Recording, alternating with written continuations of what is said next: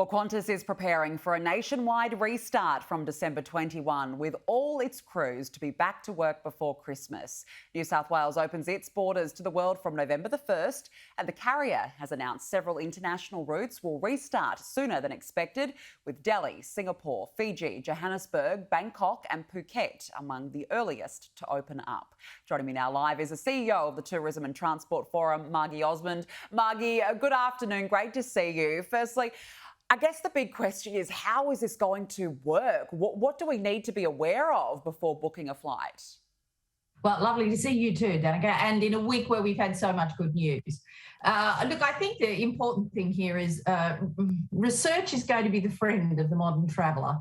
Whatever country you're going to need to be quite familiar with their rules in terms of testing, and if you're moving on to third-party countries beyond your destination, your initial destination, are the rules different in those places? So, for example, if you fly to London and then you're going somewhere in Central Europe, or you might be going down to Egypt or somewhere else in that vicinity, you are going to need to understand what the differences look like in those places and whether or not you have to test and quarantine coming back into London, and then potentially when you get home here to Australia, if it is one of the not green lane countries. Yeah, certainly going to be a lot more complex than it used to be, that's for sure. Now, initially, of course, this is for returning Australians coming back from overseas, really. But the federal government has been in talks with Singapore, and they're set to come online soon for tourism. How big of an economy is that for Australia? Well, look, I think the important thing with the Singaporean piece, beyond the visiting friends and family engagement, is the business travel piece. We are very keen to see business travel get up again, and for people in Australia and in Singapore to feel like they can have those face-to-face meetings, potentially conferences, etc.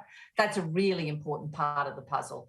But I do think that the opening up to Singapore and doing it in a very consistent fashion sends a very confident message to the rest of the international carriers and a whole range of other destinations that it's time to reconnect with Australia.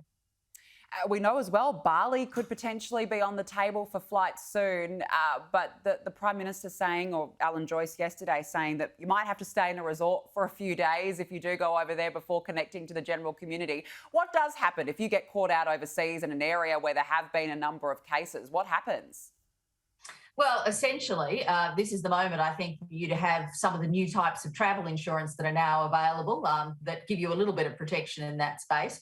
But the bottom line will be, if it becomes lockdown, you will have to take that risk and stay. The other aspect of it is that if it does become somewhere where there is an outbreak, you need to understand before you left home what the implications will be here in Australia on your return. Now, that's probably a little easier than it used to be, because I would have thought at the worst case, anybody coming back into Australia would be looking at 7 days home quarantine if they've been caught in a hotspot.